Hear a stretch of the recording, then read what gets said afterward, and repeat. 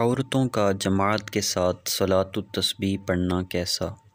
سوال: کیا فرماتے ہیں علماء دین و مفتیان شرع متین اس بارے میں کہ عورتوں کا مل کر صلاۃ التسبیح پڑھنا کیسا؟ یعنی ایک عورت امامت کرے اور بقیہ اس کی اقتداء میں نماز پڑھیں، ایسا کرنا کیسا ہے؟